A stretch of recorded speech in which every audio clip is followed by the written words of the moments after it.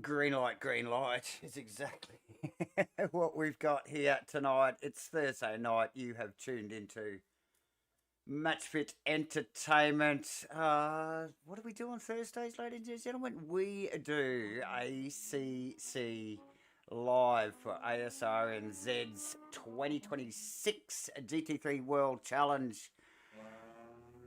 It's getting towards the pointy end of the season. It's round 10. We're at Watkins Glen. I'm Davo, and as always, right by my side, J-Man. How are you doing this evening? Yeah, g'day, Davo. Evening viewers. Welcome back to a Thursday night. Love a Thursday night, Davo. You and I Absolutely get to call the last one of the week effectively. Yes. And this one will be a biggie. Both you and I, big fans of Watkins Glen. Yes. And this will be a great format tonight in what is the Sub-Series 2 Intercontinental GT Sprint round here at the World Challenge. So, looking forward to the proceedings tonight. Obviously, we have got a pretty quick fire quali coming up our way. We do. We do. Boys then, in driver brief at the moment, I suspect, J-Man. Yeah, might give us the little opportunity to just touch base on what is the point structure at this point of time, I guess, for the Sub-Series, Davo. If you're all about that, we can have a quick look at that because 3 rounds to go in the series. It is going to fly by pretty quickly, my friend. It is. J-Man, points for your perusal there. So as you can see, Sam Carson, top of the tower there, 355 points over Steve Malling, who's had a great campaign actually, both Series 1 and Series 2. So far, 303 points. Ash Vertigo, I think, I don't know if I saw it. Oh, yeah, he is on the field, the 175 car. Good to see Ash back, running from third in the series over Lee Perkins, the ever spectacular, the flamboyant Datsun driver, Lee Perkins, a.k.a. Merlin the Wizard, over Jake McKellar, former series champ, for Shane Fodero, the man at the moment that's got a ton of pace on board. You're about to see it, I think, viewers. Ken Simpson, Damien Jones, Uncle Joe, and Steve Wilton to round out the 10. And look, all of those guys in there at the moment. Phil Turner, McDonald, Enright, Icarus, Moss, First, Fam, Kim, Leon Jan, and Wally Baker to round out the 20. Now, Wally Baker's out there tonight. A few of those names I mentioned just before him not. So the opportunity to just increase his way up the board there, which would be pretty exciting stuff. And absolutely. Well, Watkins Glen, what can we expect? Well, first and foremost, I think it's yeah. I mean, down into one is always entertaining, and how much runoff and who saves the track limits for later in the piece. They've obviously are talking more about. I think. Maybe for race 2. Obviously, we're coming up. We've got a 6-minute qualifying session. So it's pretty much a one-and-done situation for these drivers. They get out there, cycle the car up to temp, fire the level best in, and then get ready for race 1, which is a 20-minute, 5 p.m. scheduled. So late afternoon here at Watkins Glen for race 1. And mandatory pit stops are required, which we love the format that these guys have put on the series. Minimum 25 seconds a fuel dump, which they'll try and get close to as 25 seconds they can. We sort of see that the average is around about 27 seconds. And then server reset will go get ready for the feature main. And that will be, I think it's around 40, isn't it, Davo? It's double the distance. Yes, I think it's something like that, 40 or 50, yes. Yeah, and obviously, once again, mandatory CPS in that one also. Grid will be set based on the finishing positions of race 1. So pretty entertaining. Buckle up, enjoy the ride. This one will be good. And Davo and myself will try and keep you up to speed with all the action, all the passes, and the big moments, and maybe not some of the smaller ones, Davo. Well, one thing will be guaranteed. Super fast, plenty of passing up to the bus stop up the hill. And down into 1. And look, when there's moments at Watkins, they generally are big ones. Just like you said, buckle up for this one. Look, never fails to deliver. I mean, just the side-by-side action, particularly. Green light, go, go, go. particularly in the first few laps, heading up to the bus stop there, there's always something going on. So look out for that. Boys, rolling out of the pit lane now, J-Man. So 1 lap qualifying. Yeah, who is first to go? I can see DJ Damien Jones already out there. Just gone to a new machine, as you're aware, Davo. So my track map not entirely where I'd like it right now. However, we do have plenty of other information available, but I do believe Damien Jones first one out, and then obviously followed pretty quickly by a few. But as you can see on the totem by the white icons to the far right of that totem, plenty of drivers still sitting there opting to sit this one out for a little bit. Just try and buy themselves a little bit of fresh air, a little bit of track position. Nature of the track though, Davo, it is very flowy. There's not any significant hairpins, so to speak. I think the final turn. Yeah, there's a couple of you sort of got to get pretty heavy on the brakes on a few of them, but you know, they're just because the thing's got such a high average speed, this track.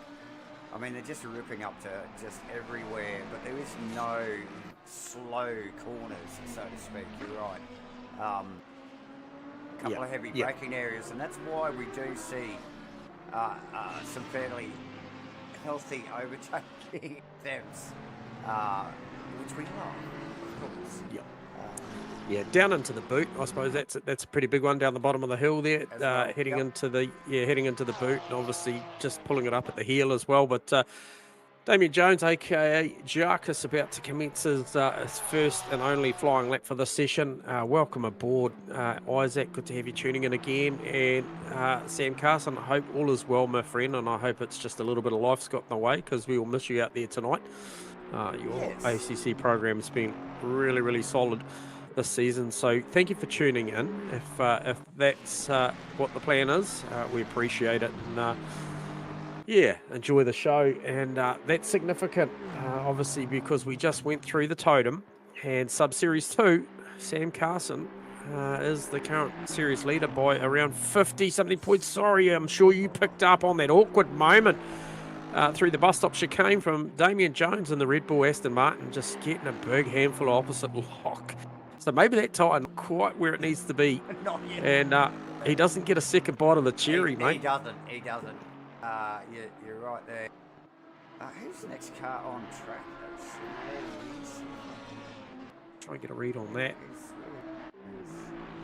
It's a 74 car. Uncle Joe. Yep. So the LJR Mustang. Bit of updated paintwork throughout the season there, and then he has got, I think, the BMW of is it a Beamer? Yeah, Damo Icarus, I think, trailing him as well. In the bright green BMW, that will be Icarus. Yep. Then Kenny Simpson after that. So we'll see what this lap makes out for Jones. I think he's probably just going to rue that little moment that he had. I think so, J-Man. As he goes to 146 with a 600. And who'd you mention? Uncle Joe. Following straight after. 48.9. Icarus, then Kenny Simpson coming through now as well.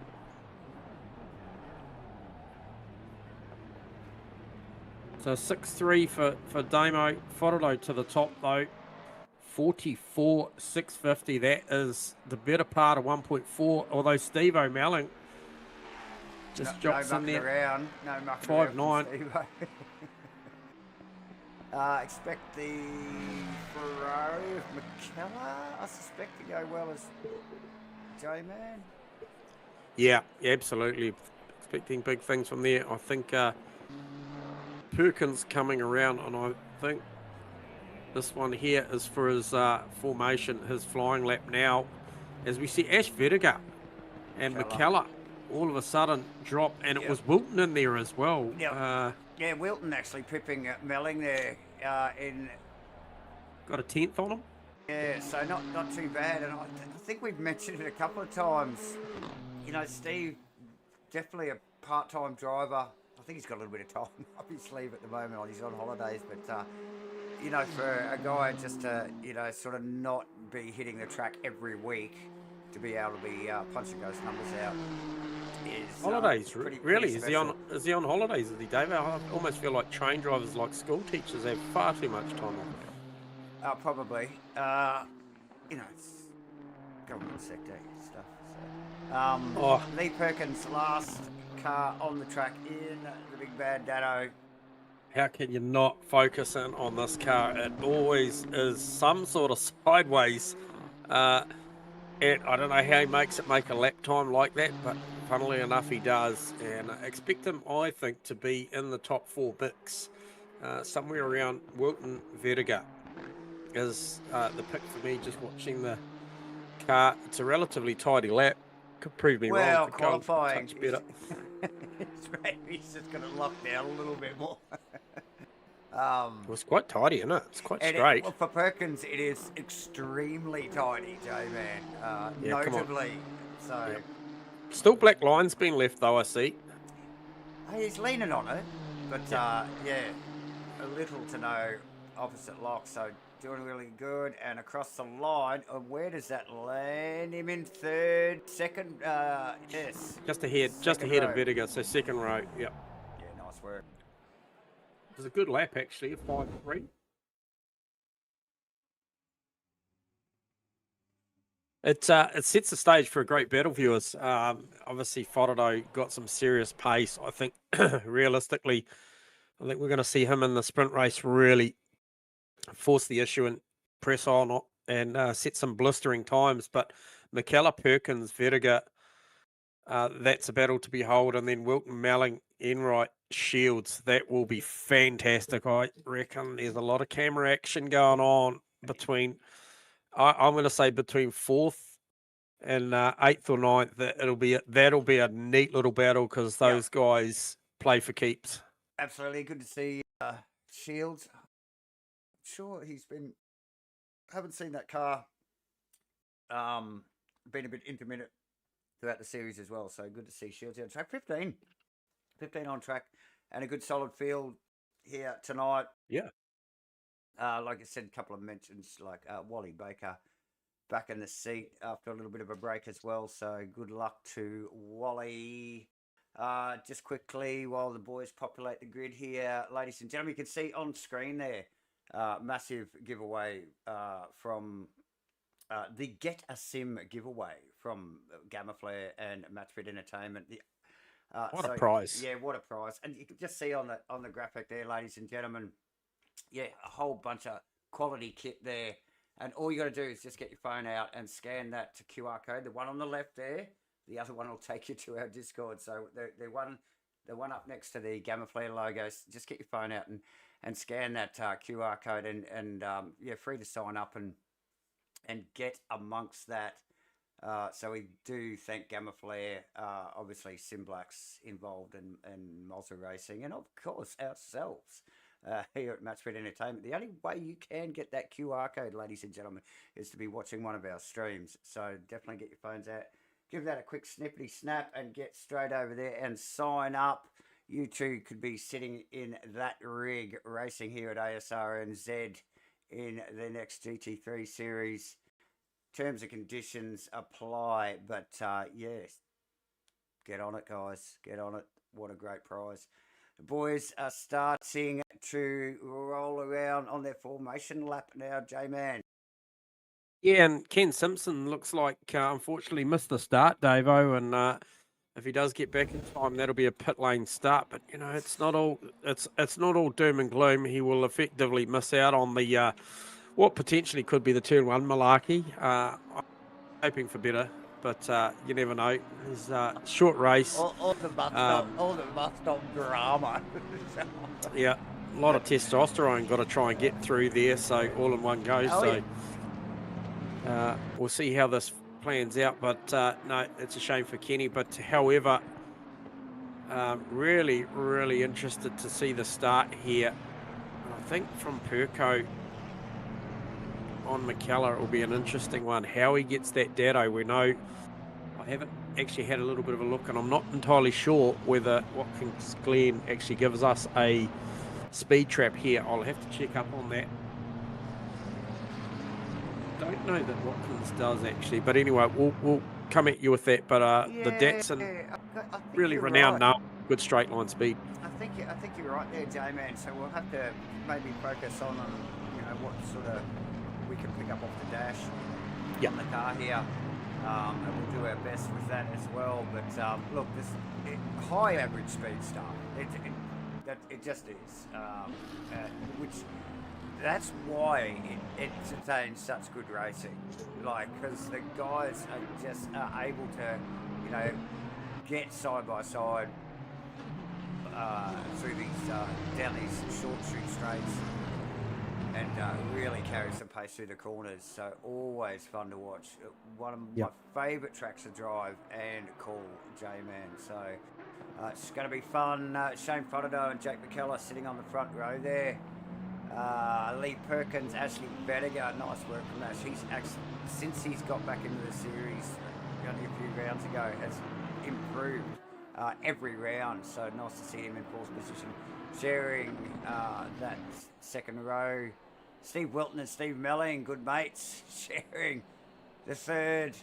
Aaron Enright, Neville Shields, Damo Icarus, Damo Jones, Joe Grimmer, Rowan First, Darren Green, Wally Baker, and like you said, J-Man, Kenny sitting in the CQ number 68 Mustang, starting from the pit lane, which is a bit unfortunate, but like you said, he might dodge it, but mayhem. Who knows, but we're about to go green, that's what we do know, ladies and gentlemen.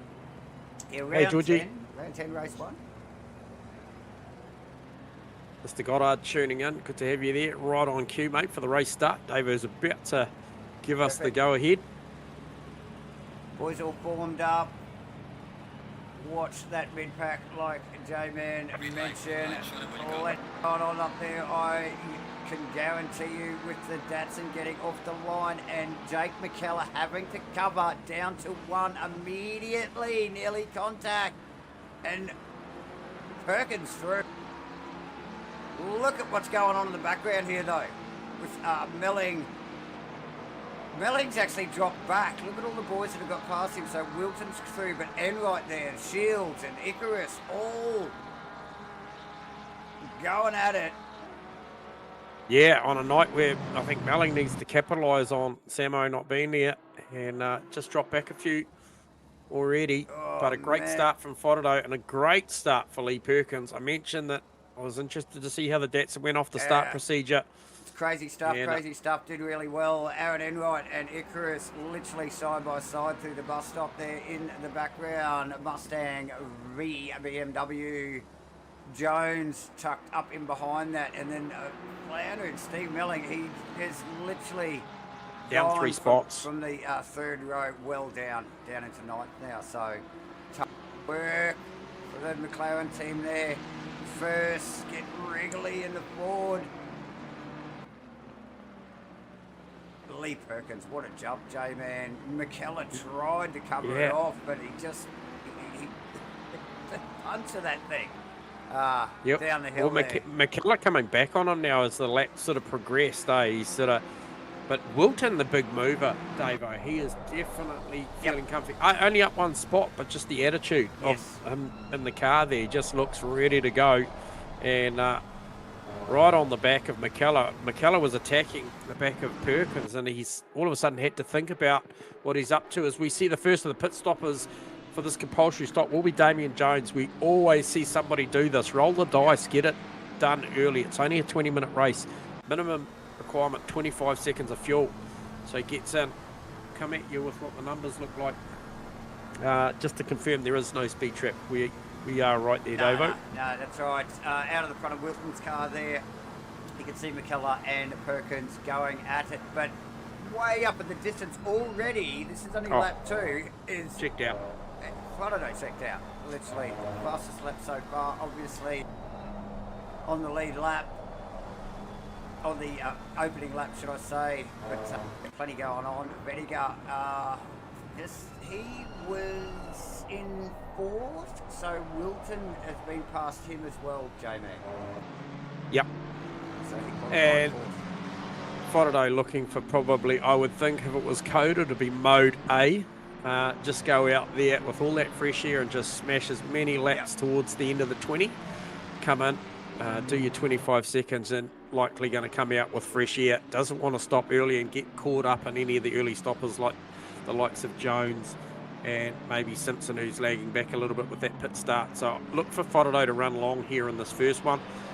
Perkins, however, McKellar, that is going to be a game of chess to see what happens there. Also, I think Wilton, Vertiger, Enright, that was one of the ones I called at the start. I think we removed Steve Melling and Nev Shields out of that. And Damo Icarus up a couple of spots as well. So he has turned up to play in the BMW. Little air gap. It's got around about 1.5 seconds to make up on those boys in front. But Aaron Enright has a big look. The Texaco, it's the battle of the oils, so to speak. And how's the irony given the current situation in the world? We got Shell going against Texaco. Yeah, and, cheap fossil fuel running up the hill there right now, just burning it up, boys. we love it, me, eh? And, we're doing our bit for the environment here, Davo. We're burning virtual gas. Look at this, and good close stuff actually from Enright and Vetica there. Yeah, good close battle, actually. I thought Vetica might have stayed in touch with Wilton more. But alas, I mean, he's got plenty to worry about just right behind him, so no surprise, really, that he's maybe a little distracted. Oh, Faraday looks so good as Melling now gets Shields. Oh, nice. Gets Shields for a pass there. I wonder if that was a little mistake, Davo, but yeah, got through. Oh, Shields off track there, so Shields has been in the wall. Just picked up on the end of it in the replay, and Melling sneaks past there, so a little bit of damage on the front of the... Faraday with a 144 with a 3, Davo. Yeah, so nice stuff, eh? Yeah, quick, eh? Seriously. Wow. The car looks so solid. Uncle Joe, yellow flags for Uncle Joe. What is the Leslie? Okay, he's heading off down there. And Kenny Simpson's caught him. Car doesn't look too bad in the front end. Let's try and get a read on the rear. No, I think he's managed to keep it relatively safe, but I think it's going to come to pits, so maybe he has got some bent steering damage or something going on there. Yeah, so just picking up on a replay there, Groomer is getting tangled up with the wall, let's say. Yeah. Enright in the pits also now. Pulls himself out of that battle. Yeah, and Green was in just a moment ago as well, J-Man. First, I've been watching the Rohan First and Wally Baker battle, and it is on.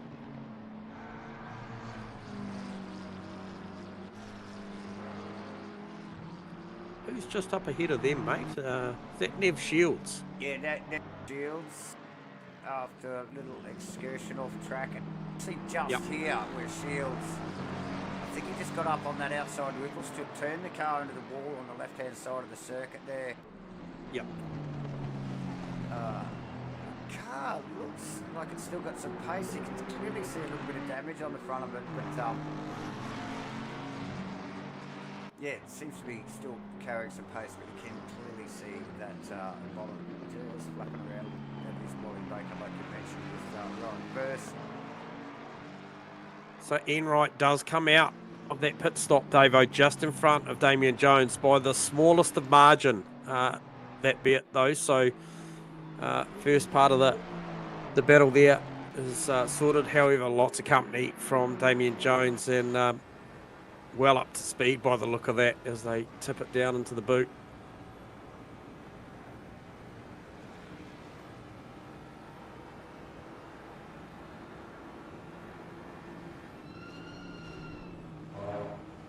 And that's actually allowed Ash Vertiger, who was battling with Aaron Enright earlier to really start putting some heaters. He gets a good run on Steve Wilton as they come out of the roller coaster, head down to the bus stop. Just tips it in. No. Farmer wasn't going to agree to that. As a very measured driver, as Renegade, it's like, oh, I'll get up here, but I'm not going in there. And Damo Icarus has wound that gap back as well, mate. It was 1.5, it's now 1 second. It had been just under the second. Awkward bounce there for Ash. Yeah, right at the wrong time there, just picking up the lap car of Joe Grimmer. And he was offline and going slow, but the boys just, like you said, that Renegade car bounced hard, didn't it, off that outside wheel strip. Yeah, and so first through on Baker in the recent past as well, so he did get that job done.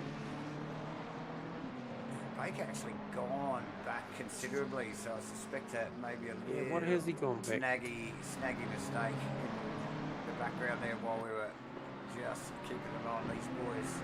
Wilton, Vertiger and Icarus. Where is Melling now? See, Melling not too far behind, so he's up position, a couple of positions. Obviously, one of them was due to, I think it was somebody, an Enright pit stop. Yeah, 100%. And maybe the other one, the Jones pit yeah, stop. as we just see Shields in the background there. Jones just rolling on it in, which allows the cars we were just talking about, the first car and the Wally Baker car, to sneak on past. Enright and Jones, J-Man, that little fight hasn't gone away. These guys just obviously early pit stoppers, so it'll be interesting to see where they land as it all shakes out. Yeah, Darren Green, epic in the stops, Davo, 26 seconds. Next best was Damien Jones with 28, and obviously Enright on a 30. Nev Shields currently in the lane. Uncle Joe's was a 41. That would have had a little bit of damage, and I'm still getting a read on Kenny Simpson's stationary time as the stewards held him in Sector 1 before he got to commence that race from the pit lane. As we already get the call for halfway through the first one. Man, it does not take long for these sprint races just to fly on by, Davo. No. Just I don't know, my eye caught this McKellar starting to apply a bit of temperature to the back of that Datsun now. Yep. So Perkins, albeit ahead of McKellar, doesn't... Might be a time for McKellar to stop, undercut him. Or maybe either or both. I don't know. I just wonder. But look at how punchy the Skyline was out of the final corner. So interesting. Yeah, they've dropped Wilton. Yeah. So they're not mucking around. Vertiger in. And so this is the battle that was, remembering it was Vertiger and Enright. Enright went, I think he went 30 on the jacks. Yeah, he did. So if Ash comes in here and does a 26, 27 or something, that could prove really, really good for him. Going first, Wally Baker as well, a J-Man. Yeah.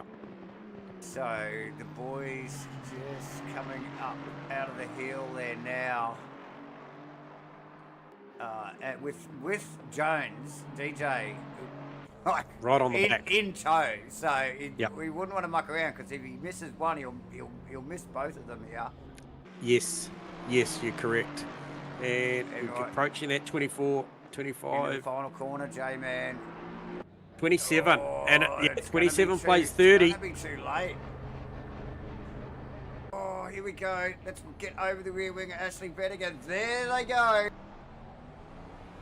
It's got the shortcut pit exit here. Oh, he's got to keep it in within the lines there, and he does well, and he's picked it up. He's right with them. And look at him go, too, at the moment. Enright and Jones battling hard. Jones all over the back of the Mustang. Woo! Side by side up to the bus stop. Oh, it's hard to get round the outside of that one. That just reminded me of the Vertiger a couple of laps ago up the side, Wilton running up there. Again, well, look, we called this at the top of the broadcast. I mean, it's just Watkins. It's so good to watch these boys as they run up through that roller coaster, that first complex of corners, and then up that hill so quickly up to the bus stop. But look at his train. Wilton to the lane now. With and Melling. so, yeah, with Melling. And he'll be trying to cover off, I would say Enright, but I think he was far enough up the road. And Enright doing a nice, sorry, it was actually Ash Vertigo doing a nice 27. Enright was a 30. So I think Farmer, albeit if he just ticks the boxes here, nothing super spectacular, he will just come back out in front. And, yeah, George, Fodado is in a complete different postcode. I don't think anyone will lay a hand on him here tonight based on the numbers. 44.3 best lap. I saw him back at 44.4 straight after that. Currently last lap 45.4, which puts him in the round with Lee Perkins. There's no one else going that quick. There's only two guys in the 45s last lap round. So just super comfy as Shano. Just missing a little bit of competition at the Glen. He's just far too prepared this week, I think. Away from it, as we just see Wilton actually exit the pit lane there, and these boys What did he do? right on behind him there. So he's 27. He's come out in a good position. He's lost nothing there. Yeah, I think net gain for those boys. So the undercut really coming into effect here because he was significantly further ahead of those boys at the time. So the undercut really is coming into play. And Shane Fodado, with just under 6 minutes to go, says, look, I'm going to take it now, get this done. I reckon he's seen there's a big gap of fresh air once he does this. Leaves McKellar and Perkins to go at it at the top, and they're only separated by around about 0.7 of a second. So both of them still stops to make. And if I just scroll down through the field, there is only Damo Icarus, McKellar, Perkins to make their stops. The rest of the field have done it. So it's going to get busy. But yeah, quite a big swing on the undercuts here. We saw it with Damien Jones going really early and coming right back into effect with Enright and obviously Ash Vertigo with the quickest stop than both those guys by obviously 1 second better than Jones, but 3 seconds better than Enright, and still came out behind him. So that's the overcut situation there for Vertigo, not quite working. Fodado 27 seconds. So another beautiful stop. The boys are well in tune with the pit stops these days, Davo. Aren't they what? Yeah, very little mistakes. I mean, we see the odd one every now and then. Usually with a speeding infringement, isn't it? But like if they hit their marks, I mean, they're just so good on the jacks. So we see some very rapid times. Right. Yeah, watch the Perkins and McKellar car here. I reckon they're both going to come in. Okay, so Perkins and McKellar goes again. 4 minutes. He's got the time. So, Perkins, very tricky pit entry here too. They've got to really. Yeah, he was quite conservative. Get off the throttle to get that car down and across into the blend line properly. Very, very tricky stuff. They nearly need to be in communication if the guys behind him, like McKellar there, you know, might have even had to call the in that he was coming in there just so that McKellar didn't get into the back of him there. Easily done here, J-Man. Kenny Simpson and Icarus also in pit lane. So they're actually side by side. Sorry to interrupt there, driving they down. are. Side by Yeah, they are. No, you go. You go. There goes that Shane Fodado just zooming past there. There you go. There you go. A bit of pit limiter drag race. Perkins 30 on the jacks and slow off as well. Whoa. Slow grab of the gear or the starter procedure as well. So look for McKellar here to maybe grab few seconds of the stop if he gets a nice tidy one, and there'll only be one to go or something like that once he makes his stop. What are we looking at? Maybe 2. Yeah, 2 to go, because Fodado Ooh, first little bit of sideways movement I've seen out of Fodero's car. That car has looked hooked up. He's on it though. He's well on it, as we just see McKellar nice and tight into the pit lane there. Very tidy run into the lane there. Gets that car. Way more aggressive too. Way more aggressive. But just nailed it.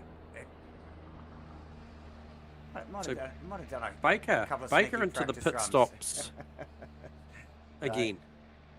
Baker in again. Yeah. Again. So not sure what's going on there. But yes, McKellar in. Corporate rides. Well, maybe. As we just see Fodedo out of the boot, part of the track, back on the main track here.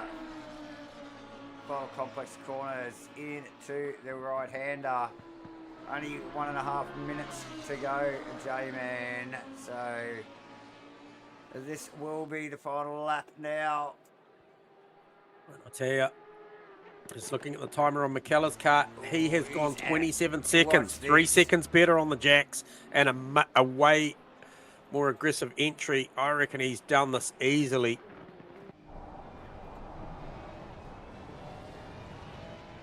There is Perko in the background, well out.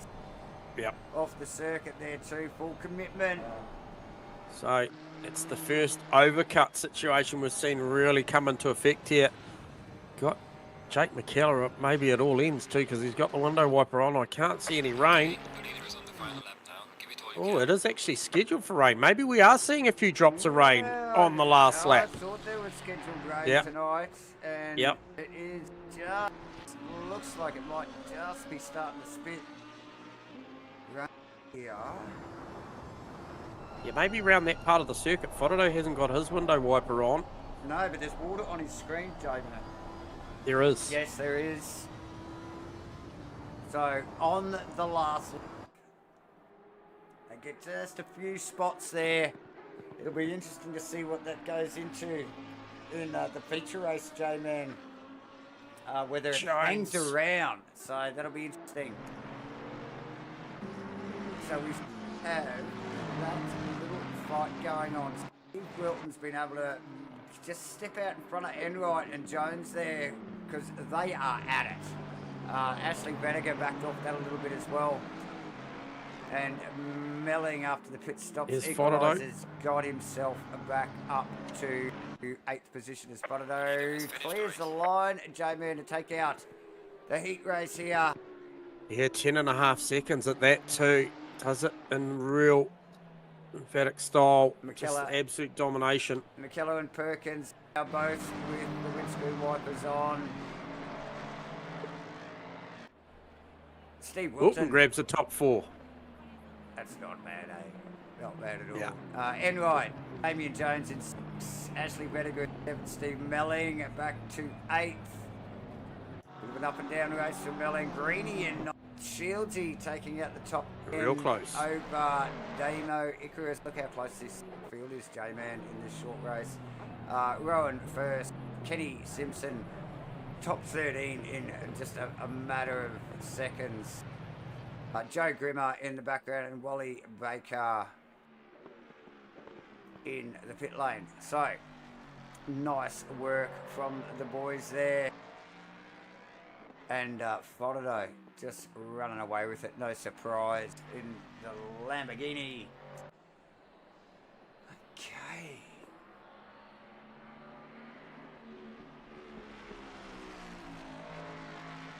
Joe Grimmer just wrapping up his lap there. Last car out on track. And will go past Wally Baker as his McLaren sits in the pits. So yeah, nice work to all the drivers there. As we do a sneaky little quick intermission, ladies and gentlemen. Don't go anywhere. We will be back in a moment. Hit the like and subscribe while I'm away. And we'll see you soon.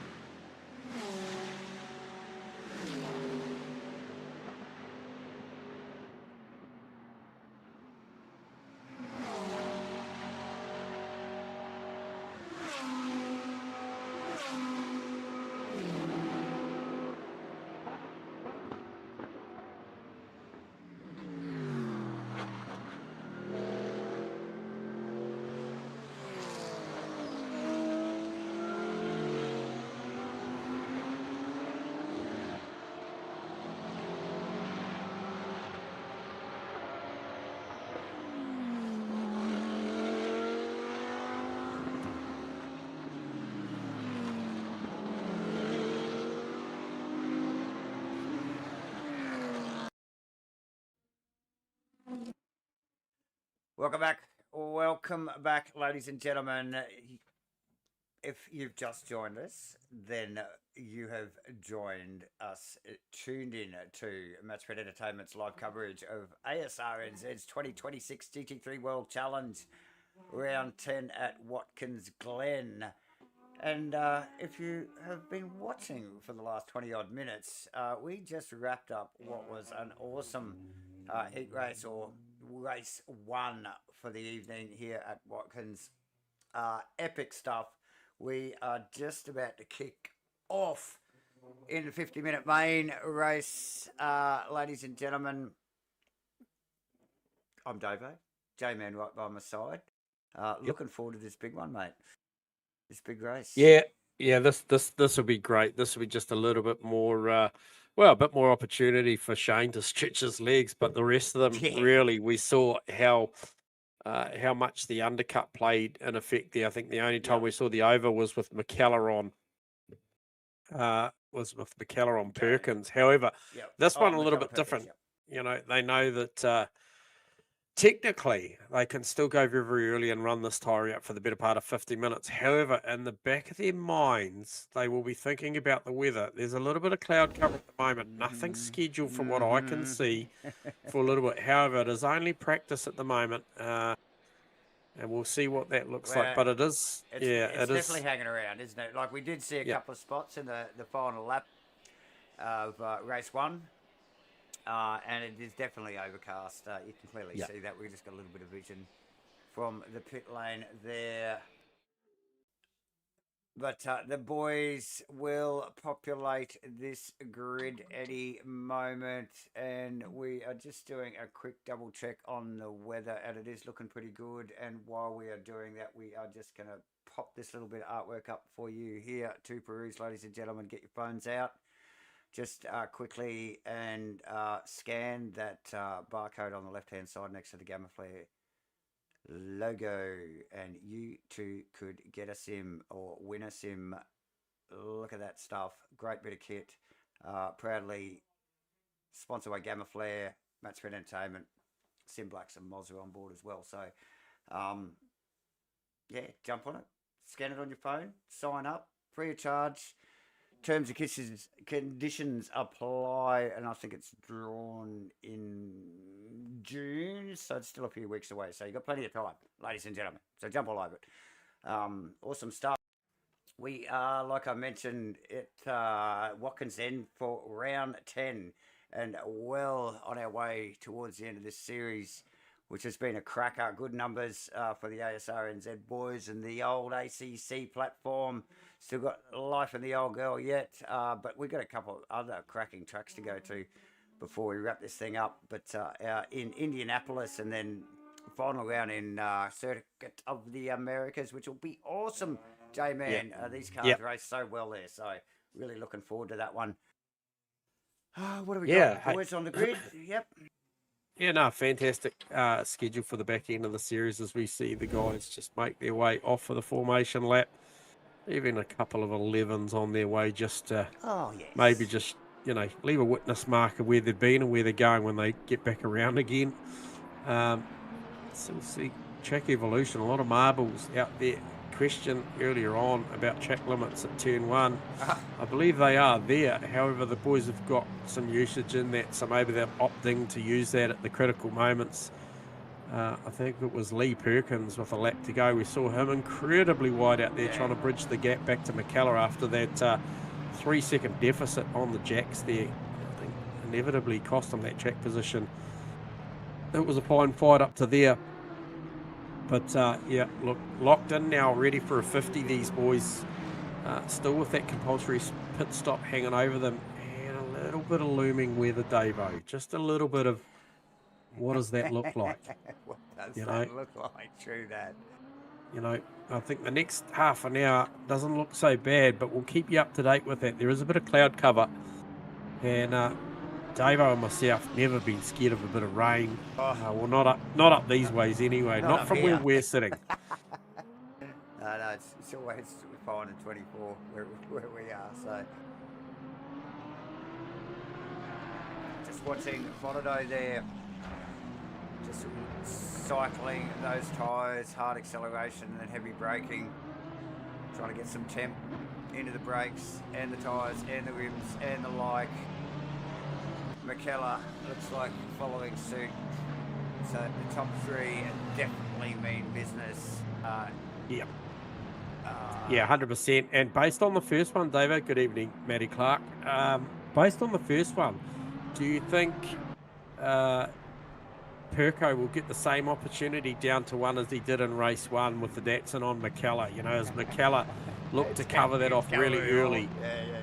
I think Fodado has just got way too much pace at the moment. So if I was McKellar, it'd be more about defending that position, because we saw him all the way up to the second to last lap trailing Lee Perkins, not being able to pass him on track, and actually did a beautiful job in the pit lane to do it. So I'm sure he doesn't want to read the part number on the back of that Datsun for another 40 minutes and maybe try and defend that into one.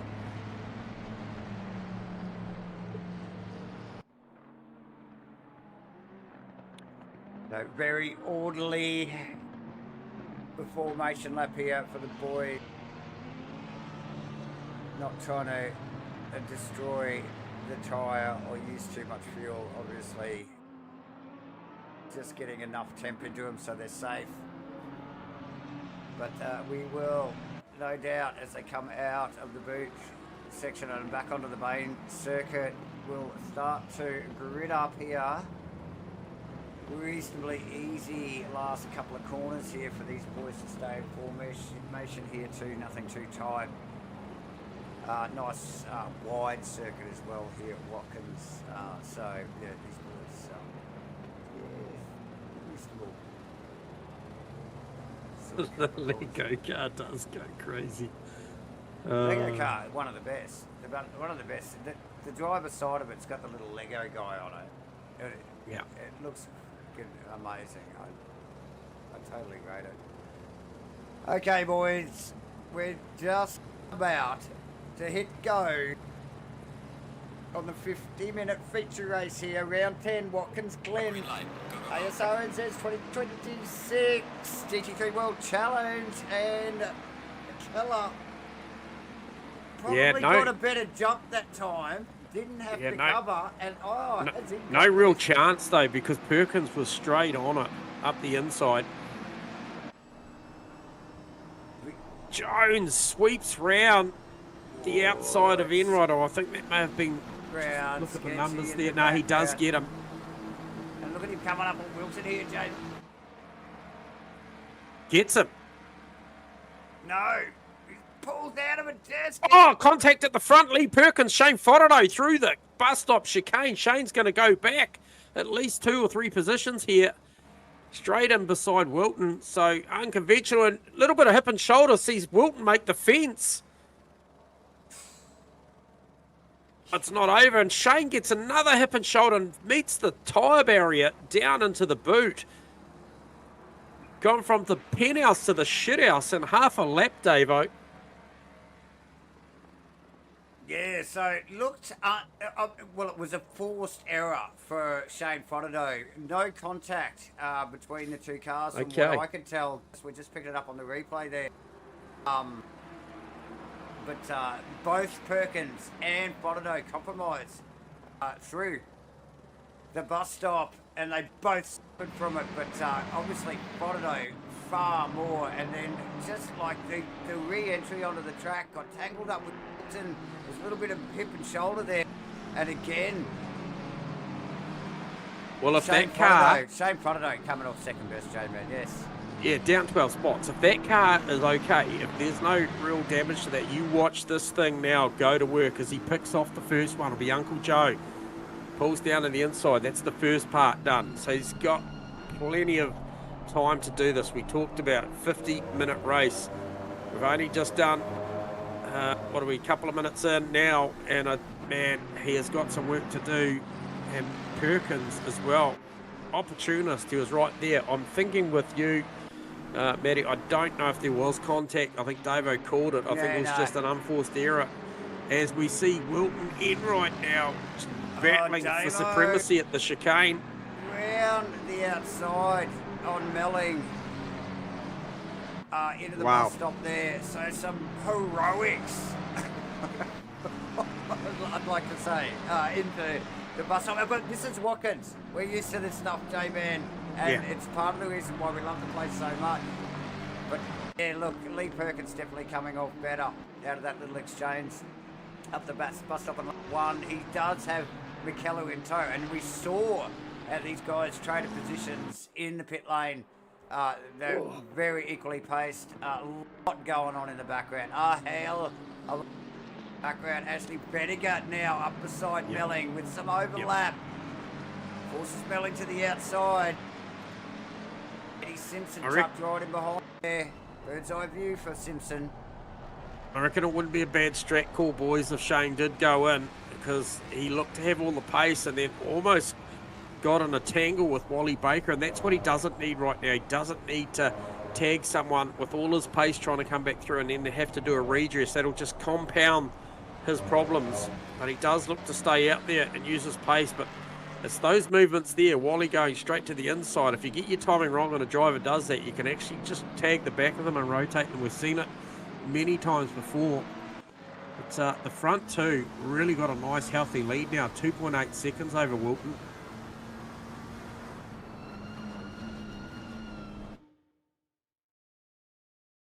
Yeah, well, that's it. I reckon Shane's all about the fun for this one. And as he settles into his rhythm and just gets that little mistake out of his mind, I reckon we'll start to see those magical times coming out. We see a 45.3 for Lee Perkins leading the race. We know that Shane can run a 44.3 in race trim.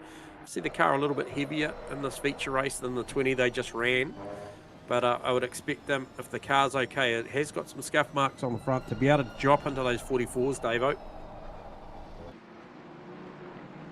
Yeah, it's just so early still. We're not even 5 minutes in. A lot's going on already in the first few laps. I'm sure Perkins breathing a sigh of relief to come out of that alive, that exchange in lap one with Fotterday, but very wide and out on the dust there. Lucky not to actually make contact with the Armco there. Is he still a little bit rattled from it? The cars, these guys don't look like they're pushing that hard yet. Perkins and McKellar. McKellar looks more comfortable at this point. He's not using as much racetrack. He's certainly driving within himself. He knows it's early days. He's going to look after the tyre here because the very real aspect that 50 minutes around here, these guys will make this tyre do the whole duration. Just grab that 25 seconds of fuel at some point, either the halfway or the back end, and press on. So Fotterday up another spot now. Also grabs Rohan first. Starts setting sail for Ken Simpson. Gets a little tricky after that because yes, that's right, because they get quicker. Yeah, they do get faster. So who's that in the pit lane? Darren Green, J-Man. Okay, seen that on my data. Yep, I haven't got Greeny on my data. Actually, he's lost. He's out.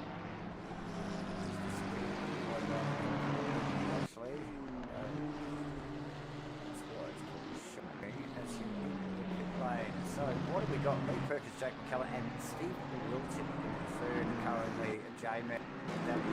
Right, Benny of Icarus, and then Jones. Is that Ash Vediger on Melling. Now we saw this only a couple of laps ago. Vediger up beside Melling, same corner. Same spot, mate. Yeah, 100%. He's strong there. He's strong up out of the boot, heading to the heel there. And he just made Steve-O second guess it. Steve-O was really wide on the entry.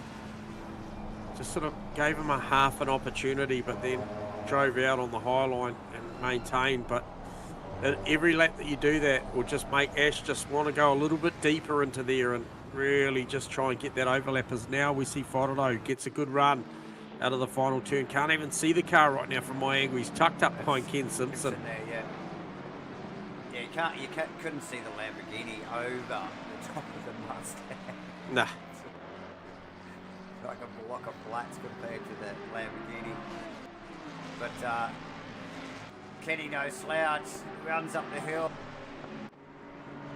Probably slowing Shane up at the moment, I would suspect a little there. Looks for the inside. Can he get enough on the Mustang? Kenny's just like, yeah, nah, mate, you're going to have to be up a bit further than that. Yeah, and Vertiger doesn't have to wait to the boot to get Melling. He's already done it. Oh, he's done it. Awesome. Yeah, he'd done it before the chicane, before the bus stop. He actually got a good run out of one all the way up the hill. Here we go. We're going to pick it up on the replay, J-Man. And it did start right back at one there, so you can see him run up the hill. We were actually just calling the cars that were directly behind him here. Simpson and Frodo, and that was going on just up in front of him, 100 metres or so. So good clean stuff. Like you said, Vertiger, you know, he's sort of just been sniffing, and then it gets it done. So we're Simpson, I don't know, still not past Simpson, Jamie. No, and I just wonder now that the progress has been halted with it, you know, he plays a strategy here. Do we see that stop? Yeah. Okay, well, let's just keep eyes on for a moment. Yeah. Not going this lap. No, way too wide. Oh, good run, though. Good run off the final turn. Yeah. Kenny a little wide, just a little close to the wall. Yeah, might have been a brush on the wall there from Simpson. Simpson coming back with the power down the front straight, though. It's just sort of towed him light back up. There's a little bit of overlap on the outside again. You just see the thing moving around under brakes as well, so he wasn't mucking around. That's Aaron Enlight. I just see it in the background as well. Very sideways coming up the hill there. Easily done there. Slightly Jones. behind. So Jones on Icarus, just in behind that.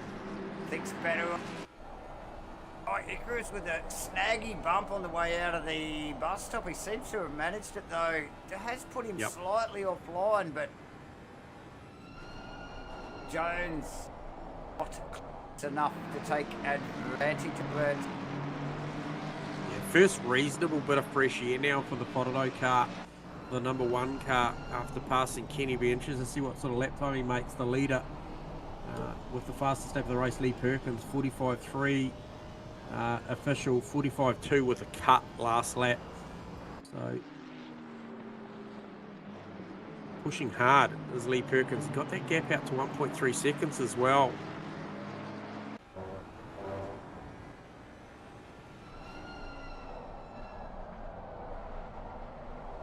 Steve Melling just trying to tag onto the backer, ready to get there after that pass. Car, just looking at it from out of the back of Vertiger's car, Melling's car looks like it's not happy. It just looks like it's moving around a little bit. So Melling may be struggling with a little bit of balance in the Castro McLaren at the moment. Yeah, and Frodo does go fastest lap that lap round, 45 with a 2. As he starts getting a good visual on the back of that McLaren you talked about of Steve Melling's.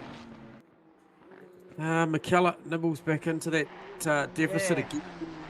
So a little bit of ebb and flow out the front. I still think Ferrari. Man, it's just these guys just racing really clean, and we're not seeing that flamboyant style that we normally see from Perkins either. So it's just they look like they're both just measuring, you know, like the race a little bit more, just going, okay, well, let's just, you know, get in that rhythm and let's just make some ground. Frodo will be coming. Yeah. It's a long way back, though, isn't it? Well, he's just had another mistake, I believe, because it's back out to just over 2 seconds to Steve Melling, and it was a little shorter than that, I think. Yeah, so a little bit more of a mistake. I'm sure it'll show up on the lap time. However, what a great battle. Enright, Icarus, Jones, and Vertiger as well in the mix. And Melling's still trying to cling on to that. As we see them go side by side. Who's that? Damien Jones on Damo Icarus. It gets it done as well, J-Man. It looked like Icarus just a little bit slippy. Oh, they're going to go side by side here. Look for the run here from Ash Vertiger. Damon Jones looks the inside. He's working hard for that. Icarus covered that off nicely. Very, very wide though. He's taking the NASCAR line there. Yeah. Because the NASCAR line is to a wall, I think. It can go right out to the Arco. Yeah. They need it. They do. Cup cars, so it's nuts.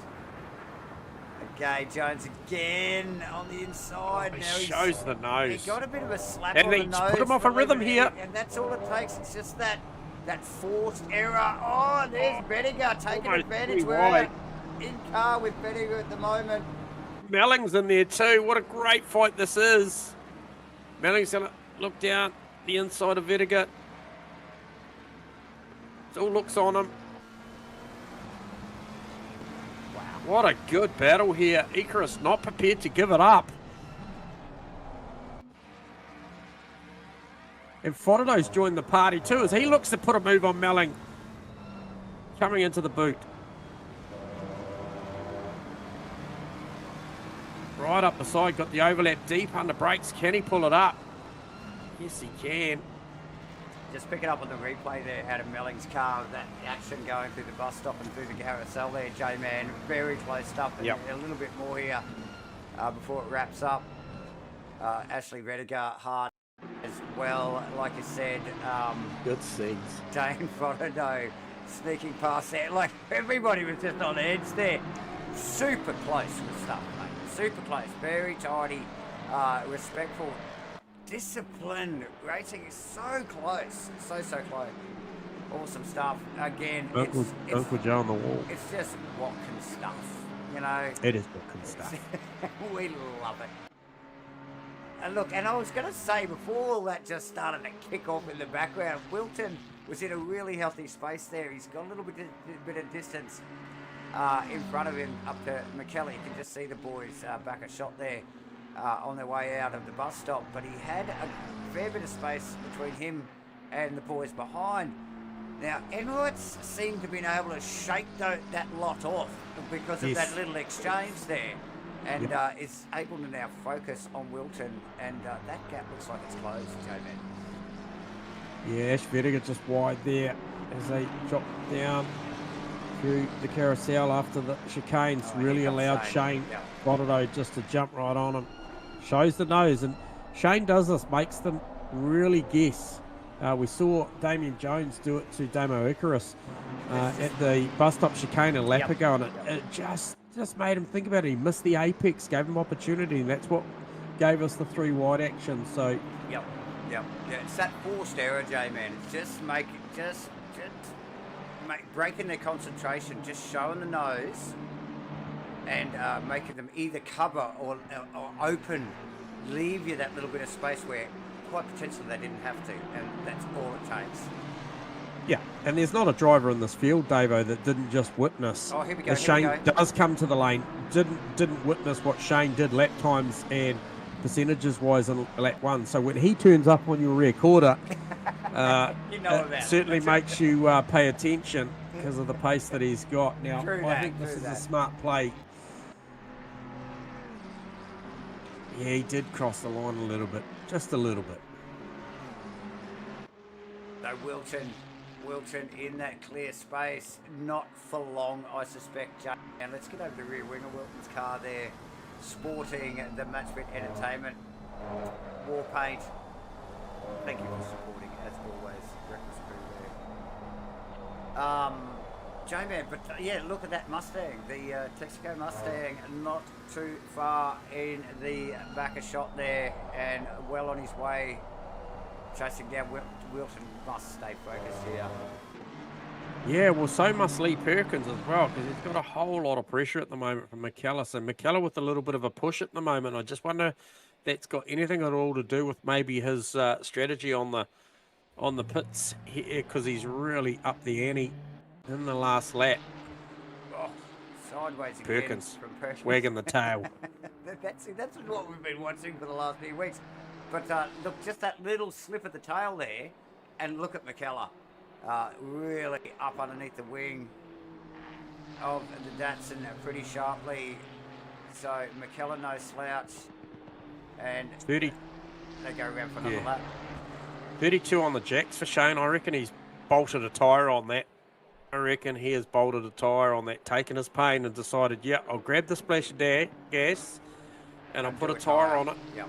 And look how much fresh air he's got. He has just got bucket loads of racetrack in front of him. And we know how quick he is. And so fresh set of rubber. We're going to see it. Yeah, we are going to see it. Where are we at time-wise?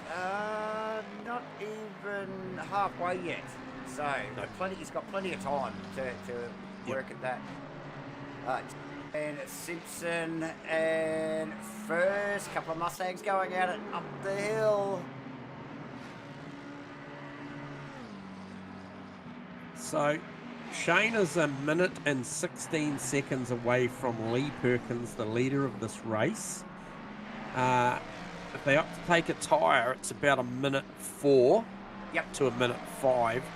So, you know, if he was predicting that the field was going to take a tyre, he's got to try and find somewhere around about 10 or 11 seconds in sheer race pace in this racetrack. Remembering he beat the field in a 20-minute race by 10.5 seconds. So, technically, if you run the numbers and the guy gets his shit together and runs the laps that we know he can do, he will be there in the finish. I'm still saying at this point of time, with that strat, barring any incidents, that car is definitely a top 3 car. 100%. 100%. You watch this car. You heard of me first, ladies and gentlemen. And look, I totally agree with you. You know, with the tyre on it, and now in clean air, just watch the pace. It'll be next level. Okay.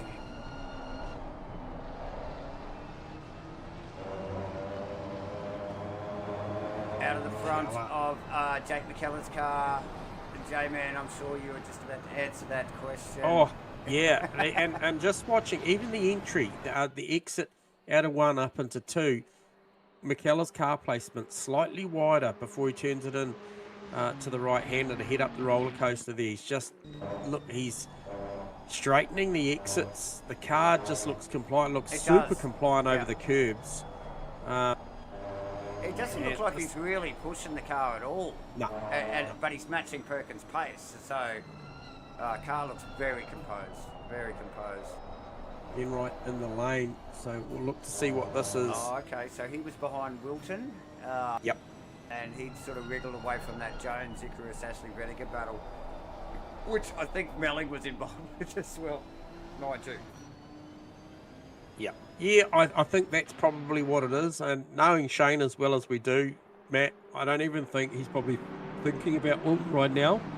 He's racing the stopwatch on the racetrack, and I reckon his ambitions will be still to be somewhere once it's said and done around Perkins, McKellar. However, I think that's based on the current predictive pace of those guys. That's a big step, but I think he's definitely looking for the back of McKellar or Perkins's car, and I think numbers wise, we've just seen him immediately drop into the 144s, so 144.5. So, and he's just going to go and smash those times. And based on the leader, they just ran 145.6s, 145.7. So already 1.1 to 1.2 or 3 seconds faster than the race leader. So there's the first of the 10 seconds. Should they take a tyre that he's going to buy himself, and he just got to keep banging them out. He's got plenty of time. We just saw Enright go through. He did a 107.34, so 34 on the jacks, 107. So hence Fodado through on that car comfortably. Big flurry of pit stops here, J-Man. Sorry to interrupt. Massive. Steve Wilton, Damo, Icarus. Damo of the Icarus variety. Ashley Rediger also in the pits as well. So little flurry of pit stops there from the bid pack. Yep, Shane was probably hoping that these guys went a few laps longer so he could really unleash this pace, this 144 pace that he's got in this car. He would have loved to have maybe run 3 unobstructed laps before he got into a battle. However, he's going to get back into the middle of them, isn't he? I mean, in theory, really. Yep. So here he comes around the final corner, J-Man. Who is leading the pit lane first? It's Icarus, I think. Yeah, Shane no tyre, fuel only. Shane is going to land smack bang in the middle of this. There is Icarus. There is Wilton. Yep. There's Bediger only just leaving the pits now, so a long stop for Bediger there too. J-Man, what does that tell you? What's 34. Vedica was 32. 32 for Wilton, 27 for Icarus. So Icarus, definitely no tyre. Yep. Question marks are over Wilton. If it was an efficient tyre stop, he definitely would have got one on and pressed on. So I think Shane's pace is enough to clear Farmer. And then I tell you what, you often say harder to pass than a kidney stone. I reckon Damo Icarus is that guy tonight.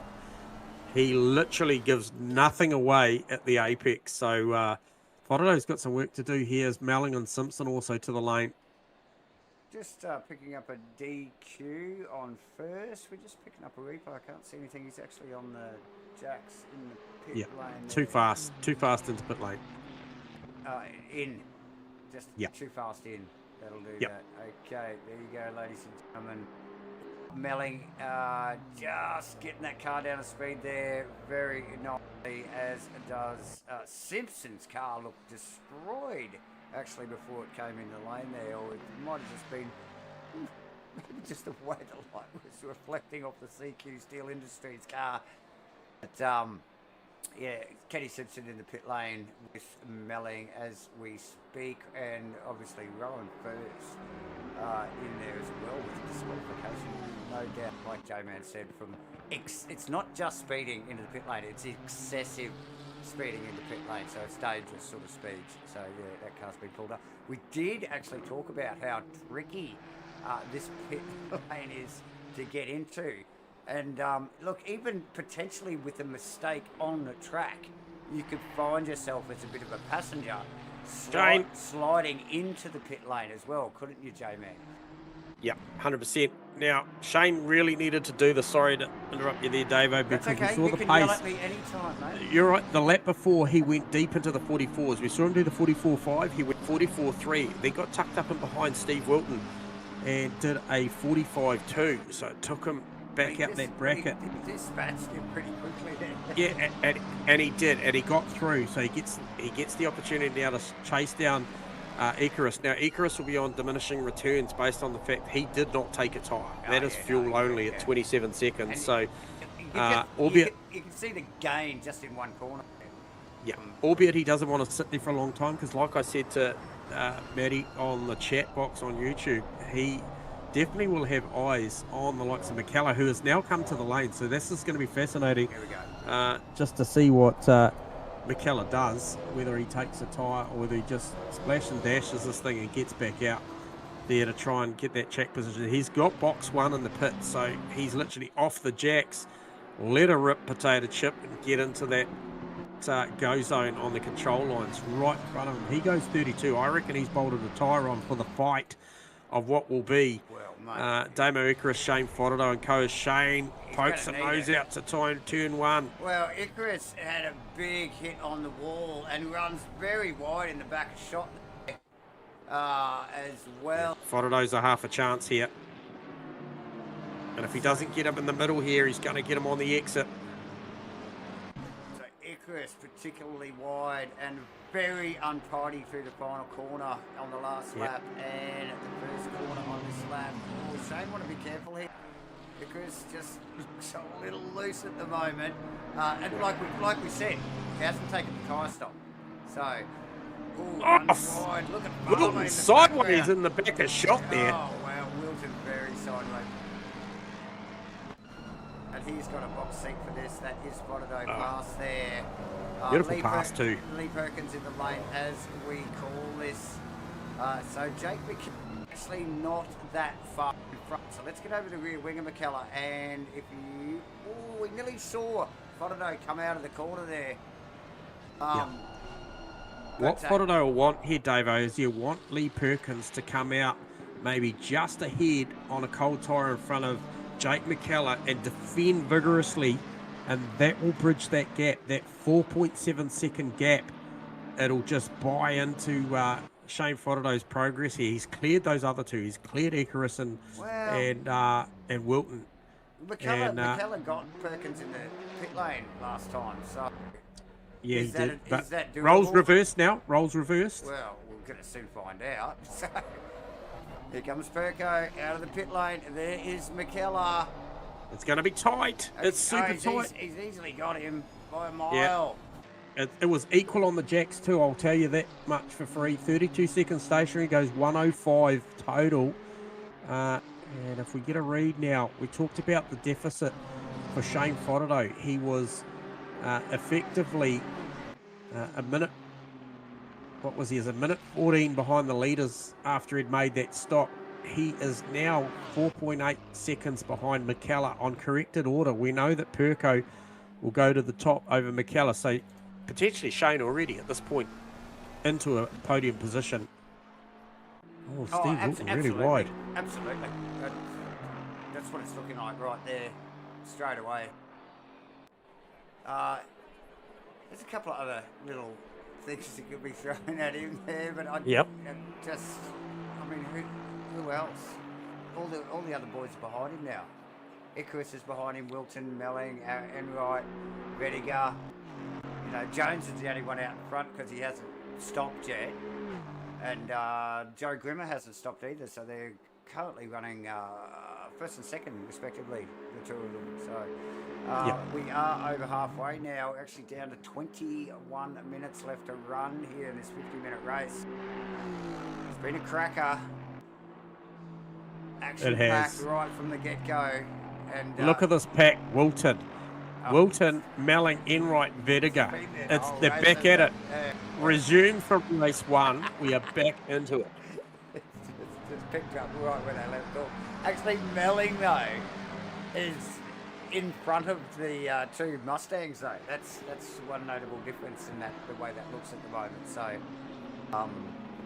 nice work with Melling there. He's clearly got him in the pit lane. So nice awkward work. position for McKellar as he comes up and has to go the long way around Uncle Joe. And that will be favourable to Shane Fodderdo. He would have seen it, Davo. Yeah, I think he'll be hoping that he can get Joe in a better spot. Yeah. Oh, look at this. I'm seeing 0-0 with Melling and Enright side by side into the bus stop chicane. Oh, that was tight. That was super tight through there.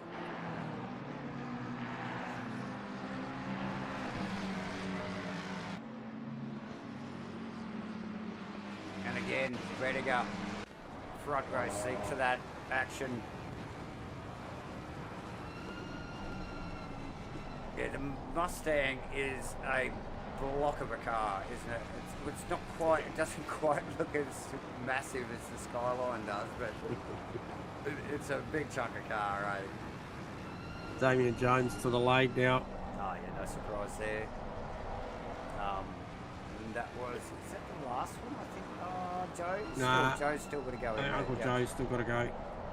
Shane's he's pulled away around, so to let Shane through. So that margin now, 3.9 seconds. The difference between McKellar and Fodderdo.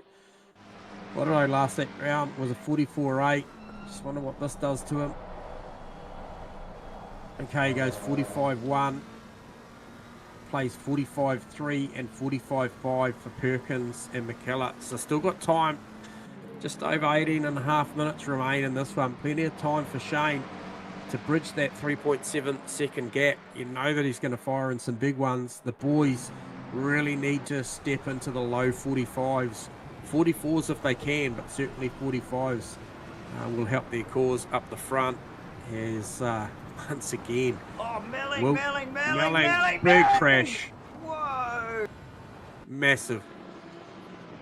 We're just going to try and put a replay there. I'm not sure whether that was actually Enright just leaning on the back of Melling, trying to push him up the hill there. But it got all kinds of here. Let's try and pick up the helicam here.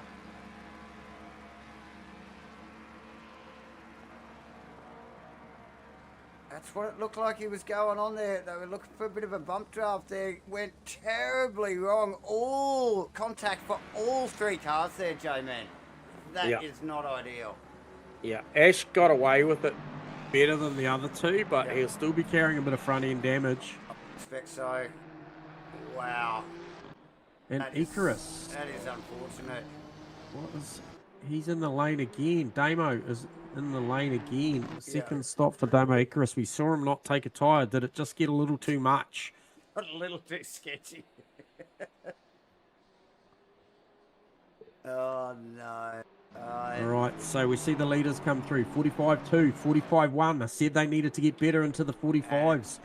Hard ask when Shane Fodderdo goes 44-8, so makes another 3 or 4 tenths. He's coming every lap. More than 15 minutes to go to J-Man, and he's coming in hot.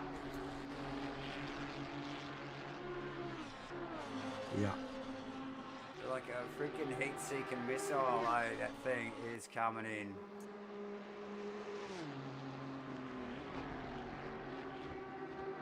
Yeah, easily. So you called the numbers just then. So Perkins, his last lap was 45-2, 45-1 for McKellar, and a 44-8. I think you called as well for Londo for the last lap. So he's on his way. Yeah. It's just under 3 seconds now, so he'll just keep pressing, and you know what it's going to be like when he gets there. 1.6 is the margin. That's the important one, because the likelihood that McKellar gets company with Fodderdo really shortly, that could play massive favours to Lee Perkins with that little bit of an air gap. If McKellar starts defending for Fodderdo, makes it hard. As the time starts ticking down, that will just be super beneficial to a very different Lee Perkins this week. It's a Lee Perkins we're not used to watching. He's driven the car so much straighter than we're used to. I'm not sure. Like, I'm on the fence, mate. I got splinters because I normally prefer the sideways style. However, whatever it takes to win, Lee. Ash Vediger, like I said, that slightly beaten up car in the front is right on the back of Damien Jones now, so I'm not sure what's going on there. Milling into pits, Damien. Yeah, a lot of severe damage. I don't even think that thing had steering, and he's doing the right thing here from second in this sub-series 2 of the championship. Second position. It was a night where he really needed to capitalise on that. He comes out just ahead of Steve Wilton, who is effectively nearly a lap up on him. Yeah, through no fault of his own, the J-Man actually leading that pack during that incident. So they're very unfortunate for Milling as he just lets. Can I give you a read on the numbers the last lap round again from the leaders? Let's do that. The top 2 with track cuts: 45-6 for Perkins, 45-4 for McKellar, 44-7 for Fodderdo. So that is why the gap now is 2.2. Time's ticking, just under 15 minutes. Chuck your predictions in the chat box, viewers. Can Fodderdo get there? But more importantly, can he get past? Yeah. No, these two smooth operators in their own right, McKellar and Lee Perkins. I thought you were talking about the 2 in the chat box. Right. Oh, that too. But yeah, like you said, you know, it's one thing to catch them. It's a whole different ball game to get past him, isn't it? And there is to him. But look, nonetheless, he is in third position, so he's got a podium position and deservedly so. Got a little bit beaten up in lap 1 there, but the car didn't get overly damaged, and it was pointing in the right direction the whole time, so it wasn't like punched into the wall or anything. So he's just recovered really well. He just really has focused on his race and got back into it. Yeah. And, well, look, McKellar's responded, Davo. He has responded. 45-3 for Perkins, 44-9, and the first of the 44s for Jake McKellar this race, and it's at a time where he knows he needs to do it, over a 44-7 for Fodderdo. So McKellar closing the gap there on Perkins, and he needs to, because here comes Shane Fodderdo, just a mere 3.4 seconds from the lead of the race, 2.2 away from second position.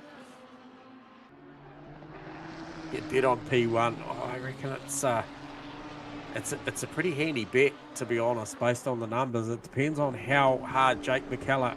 Davo's called it all night. We thought that McKellar's driving well and truly within the capabilities of himself in the car. The car has not looked out of control or ragged at any stage. So is about now where he just lets the thing eat a little bit. He just gets on a little bit harder, yeah. Yep. Yeah, just very measured drive from McKellar. And like you just said only moments ago, from Lee Perkins, we're used to seeing that car with plenty of opposite lock on it, most corners for most of the race, and we just haven't seen that from Perko tonight. And Beautiful drive. Yeah. Yeah, here he is leading the race, and doing it relatively commandingly at the moment. But look, 44.9 for Perkins that time now. he's responding. 45.1 for McKellar, but a 44.6 for Fodeno. So every time the boys step it up, he just goes a notch better. One more, yeah. So this is fascinating stuff from the leaders. From the trio at the top, they are really starting to let these things go now, and the lap times are coming. Back to Perkins So- on Joan. Yeah, he did have all the opposite lock he needed on lap 1 for sure. It certainly would have got the tyres into a working temperature range. Yeah, Pretty sharply, quickly. Yeah. Ash Vediger still going to battle with Damien Jones. It's a great little battle. They got some air gap the road to Wilton. Yeah. And why am I getting a yellow flag who's there for that? Jones? It's just come off the track. Jones there. off at the bus stop chicane. Oh, snaggy bump off the first ripple strip there, J-Man, the right-hand kink. And it just kept going on him. Yep. That was unfortunate. Kept it off the wall. You can also see in front of Ash of Vediger's car. Clearly still showing a little bit of damage there with the after the Enright milling incident as well. So he's doing well to keep. Well, I thought he was doing well to stay in touch with Jones, but Jones with an unforced error pretty much there into the bus stop, which puts Enright also in front of him. So Enright and Vediger have not been too far apart the whole race, pretty much. Oh, so that's the first time we've seen McKellar in a lap since we started calling this battle just go slightly quicker than Shane Fodeno, 6/1000ths of a second. Yeah. Yeah, so McKellar was the fast guy out that time. 2 seconds is the margin. 0.8 is the margin for Perkins to McKellar. Obviously, McKellar doing a nice job that last lap round. As we see, better portion of the field now, a little bit spread out, obviously, with the exclusion of Damien Jones with that replay that you just witnessed there. Man, he can. He's got Uncle Joe, I think, to like chase up the road. However, outside of that, the field is relatively spread apart from the front three. 1.6 now the margin. Shane Fodeno 1.5, so he's on a heater. I'll go and look at the delta and see what it looks like. Shane Fodeno a 10th.5 away from his PB at the moment, which is a 44 with a 3. He's on the money. The other boys are only a 10th.5 away from theirs, which are both 44.9. So good net gain here from Shane this lap as we see the timer there, and it is starting to tick. We're under 10 minutes left to go. Is it just going to be a step too far? We talked earlier about him making it back to the podium, and he's done that much. Can he grab that little bit more? Or has he just asked too much of the set of tyres? You remember, he went in earlier than these boys. They've got the luxury of slightly newer rubber, only by a lap or two, and he has pushed really hard. You know, he's been in those 44s a lot longer than the boys as we see them come through. And they go through with, just having a look there at the times, 5.3, a 5.2, and a 5.2. So once again, Shane Fodeno's plateaued out the pace. It's all just fallen away a little bit now. It's just maybe... As he resigned himself, J-Man, to go, well, look, without, you know, overstepping the mark, that's all I've got, you know, like, and just going, well, okay, let's just bring this home now and grab the points. So yeah, either that or, you know, he's been right through the toolbox and there's not many tools left.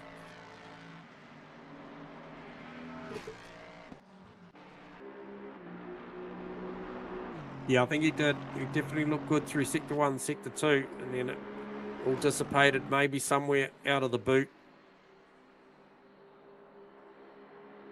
It is not done. It is never, ever, ever done until we get towards that last lap, especially at Watkins Glen. I've been involved in a few doozies here, Davo. One of them in particular that you called, GT3 Racing, Mark Mudgway coming out of the boot. I think that was it was a critical one there. I went 6 on the trot that night. It was all from a mistake on the last lap from Mudgway. It's a great track, isn't it? It is, it is. As we wind down, just under 7 minutes to go here, J-Man gives us, 3, maybe laps, 4, maybe. Let's crunch the numbers. But out of the front of Bono's car there, he can see the McKellars, the likes of Jack McKellar and Lee Perkins up in out of reach though, with only 6 minutes to run. Yep. What are those last times looking Oh, like? 45.2 for Perkins, 45.1 for McKellar, and a 44.6 for Fodderdo. So he just Still found going quick. he just found a little bit more pace just to really keep those boys honest. And they'll be so aware right now, this point of the race, starting to wind down to those final 3 laps, about what they're doing. McKellar with a push now, heading towards, well, closing in towards that half a second deficit behind Perkins. And I reckon if he gets right on the bumper this time around, he will have a good look. And I'm going to say that it's probably going to be a look at turn 1 for McKellar. He's looked so solid there. He's looked very, very stable through the bus stop chicane. So maybe coming down through the carousel there, good option for him as well, to try and get some drive out of there and really put the heat on. Perko is now, it's 0.4, which makes it only 1.4 for Shane Fodderdo as well away. Just looking through the field, there's some big gaps throughout there. 13 seconds of difference from Shane Fodderdo to Steve Wilton. Another 7 seconds to Vertigo. Another 4 seconds to Enright. Nearly 10 seconds to Jones. And this is by way of a few incidents throughout this 50-minute race, which already 45 odd minutes into.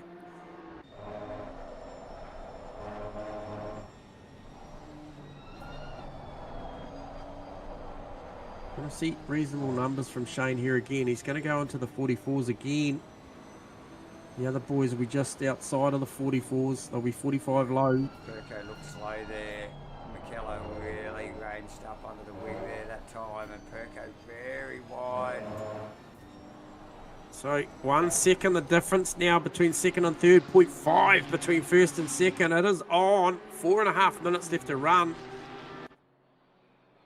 Oh, this is going to get spicy at the back end.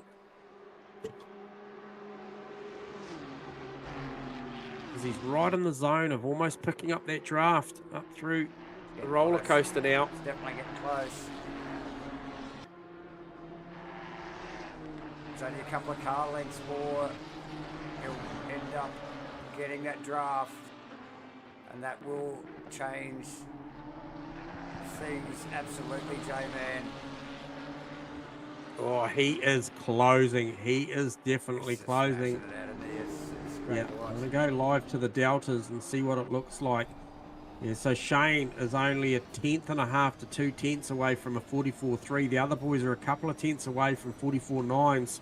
You can see it out on track now. He is, with probably 2 to go, is going to be right on the back of Jake McKellar if it keeps trending the way it's going. Needs to just stay in his rhythm until he gets there, because the rhythm is faster than the 2 boys at front. And then once you get there, maybe make a couple of different decisions on where to place the car and have a crack, because he's not going to have long if he gets there to have a go. Just see them come through one more time. And there will be 2 to run after this. 45.3, 45.4 and a 44.9. Jake McKellar, the only car through there to get a legitimate track time recorded. The other 2 slight runoffs might not necessarily be a recorded track cut, however, was enough for the game to not register that time as official.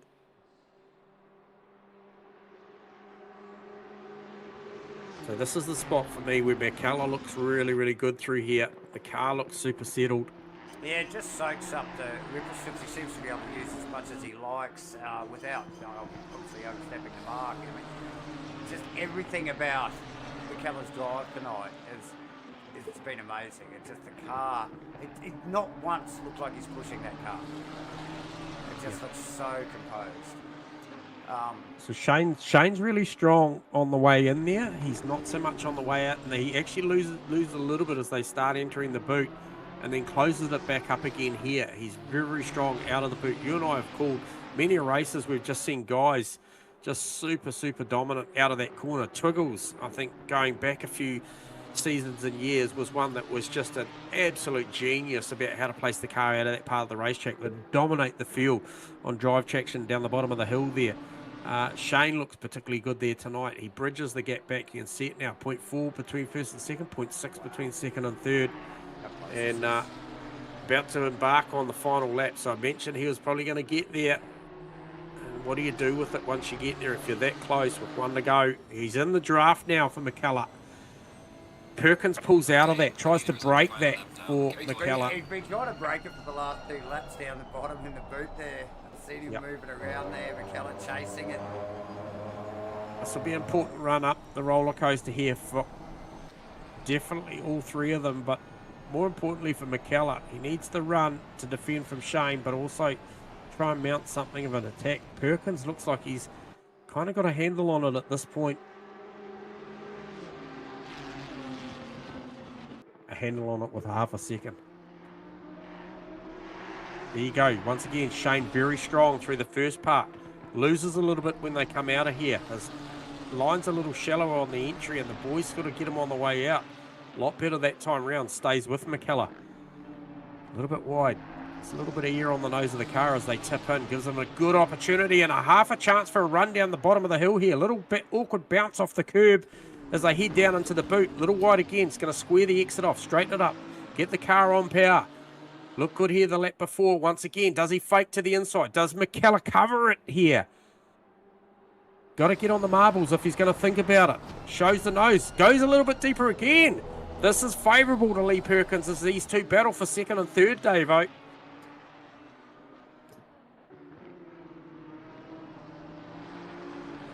Yeah, good close stuff. Two more corners to run. Perko's got this. With just that one push, that's all he had there, J-Man. There's just not enough track left, not enough time left in this race. And we're going to see this finish up with Lee Perkins running across, taking the checkers over McKellar, over Shane Bonado. Whoa, mate. Cracking finish, ladies and gentlemen. Does not 7 get tenths. much better than that. Steve Wilton. 7 tenths cover the field, Davo, the podium, sorry. Steve Wilton rounding the final corner there for the 4th position with, I think it is the Melling car, but he's out of position there in the background. Ashley Bediger actually coming back for 5th position. Nice work after a little bit. Getting pulled up with Aaron Enright and Steve Melling there earlier. So Enright across in 6th. Damien Jones in 7th. Jenny Simpson in the number 68 CQ Steel Industries car. Still in 8th position. Wally Baker just come working his way up out of the boot section of the track in 9th, and we just mentioned Melling out of position. Well, he actually rounded out the top 10. Thank you very much for coming. Joe Grimmer in 11th, and then a couple of retirees in Green, Icarus, and I think DQ for Ryan first. And Darren Green out early as well. There you go. All right, first to the box, and after a massive comeback drive, Shane Fotto got us on comms. Hey, fellas. Mate, it didn't lack any enthusiasm or entertainment for that matter, mate. What a huge drive. Had to battle back there, mate. Talk to us about that. And about the stop. Looked like you went obviously earlier than the other boys as Cue the Rain just rolled in after that one. Fuel and tyres for that one, Shane? Yeah, took tyres because I was struggling even after the 20 in the last few laps. But then I wanted to go a bit earlier so I could try and get an undercut. I think it worked. It came out past a few You people. did all right. You did all right. As the rain starts to come down. Yeah, I as we called it said. at the time, Shane, and I reckon you probably wanted those boys to go 2 more laps to really make the hay, and maybe, you know, Wilton obviously came in and you had to deal with that. Had to deal with Damo Icarus as well, but you dispatched them, and the lap times are mega. We talked about your ability to drop in deep into those 44s. It was interesting that the front two decided that they could run some 44.9s late in the piece, and it was probably about 3 laps out of the last 10 that the boys actually got close to matching you, just when you had a bit of maybe a snaggy one and dropped into a low 5 or a high 9, and they were there or thereabouts. But what a massive effort, mate. Obviously dominant in race 1, like superior performance in race 1, 10.5 seconds. I felt like you're in management mode at that point. But that one, just a huge drive, mate. Well done. Yeah, cheers. The boys had that elbows out at the start, and I was like, oh well, let's sort of make this one a bit more fun. But yeah, I had a bit of damage as well. Had to hit the wall and had about 18 seconds of damage, so the balance was a little bit weird. So I was just trying not to crash, really. Doing it with some finesse as well, some superior lap times as well. So well done, mate. Always really exciting to watch a super quick Shane Fodder. They have to do it from 12th position and drive back through to 3rd. So well done, mate. Any sponsors or any supporters you want to shout at, man? Now's your chance. Well done to Perko and Jake. They did well. A few more laps, that would have been interesting. And yeah, cheers for the broadcast, guys. I look forward to watching that. Awesome, mate. Well done, Shane. Top man. All right, so there you go. That is Shane Fodder.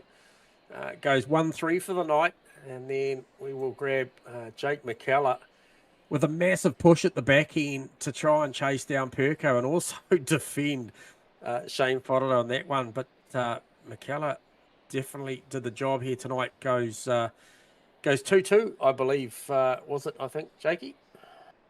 Yeah, mate, that's the one. Yeah, so, hey, look, talk to us about the start of that one. Obviously, pretty hard to defend that Datsun off the line. It's just got so much initial punch. Read the part number for a fair bit. Obviously, beautiful undercut. Overcut. The only guy to make an overcut work in race 1. Talk to us about that. When did you make the decision to go later than your competition? Yeah, I had to try something. He mentioned he had a pretty bad pit stop, so my one was pretty good on race 1. Race 2 was pretty good, the pit stop itself, but had a bit of a brain fart and didn't turn me pit limiter off. So I don't know how long it took for me to realise it, but that's why he had a bit of a gap on after the pit stop in race 2. So yeah. Yeah, okay, because it was very comparable in the lane, all of you guys going 32 stationary, 105 through the lane, which led us to believe it was going to be really, really tight on exit, so that explains a little bit of that gap.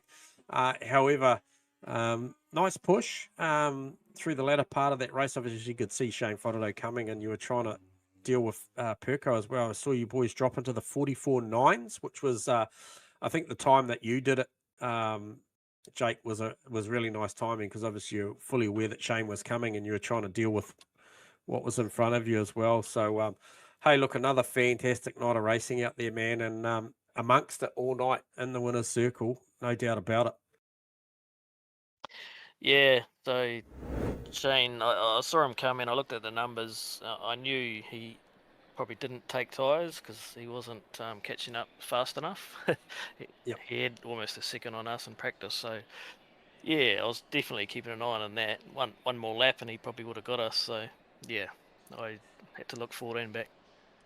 Yeah, so he did take tyres in race 2, just burn them up trying to catch you boys, and all right. Yeah, but no, definitely like one of the specky races to watch this week, mate. You guys put on a hell of a show, Jake, and it's always a pleasure, and it's nice to see you, consistently in that winning circle, which we know that you can. So well done, mate. And look, if there's anyone you want to give a shout out, now's your chance. Well done. Yeah, thanks, guys. I'll just do a shout to Lee Perkins. To be honest, he didn't put a foot wrong in front of me. He was very consistent for my liking. So Yep. yeah, well done to him. It's the new version, the less sideways version of Lee Perkins, Yeah. and it played dividends for him tonight. But look, you're well on the hunt for it, Jake. I think 10th here, 10th there, maybe a pit limiter, not quite snaggy, and yeah, we certainly, I feel like probably could have been talking to you last of the night, because that Ferrari did look super settled, probably the most stable of all the front runners tonight, especially through the bus stop chicane. So well done on the engineering and the driving, mate. Well done. Yeah, cheers, guys. There you go. Jake McKellar from P2 goes 2-2 for the night. But Lee Perkins goes 3-1. And we're welcome to the Combox, the new improved version of Lee Perkins. Like I said, the less sideways version. Not as fun to watch, but man, made it look pretty dominant out there in that second one. Perko, you got us on comms? Yeah, mate. Yeah. Mate, what's going on? You need another tyre sponsor, or you just decided all of a sudden after X amount of rounds to drive it straight?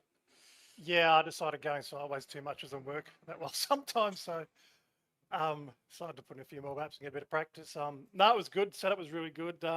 Once it got into a rhythm, it was great. Really enjoyed it. Hey, and like I said to Jake just before you, nice response late in the piece of race 2, Perko, to respond to those lap times coming from Shane Fodderdo and drop into the 44s. It was nice timing, and I think it was probably a requirement from the two of you to hold off what was a hard charging Shane Fodderdo at the back end, mate. So just talk to us about, were you a little surprised in the sprint race with the overcut? Jake McKellar was the only one that made the overcut work in that sprint race, and for all money, I thought you might have had that covered off. However, there was a 3-second deficit in the lane there. 30 plays 27, so just a little bit snaggy on the box. Yeah, I came in all right. Pretty great, close to the line, so that was pretty good. But I was coming in, I sort of forgot which car I was in, and we have to line up with the board in front of you, so I was a bit short. And then there's that eternal 2-second wait where they shift the car. So Yep. There was that, and then they put it back down. And I started the engine a bit too early and had to wait another second. So that was pretty much it, unfortunately.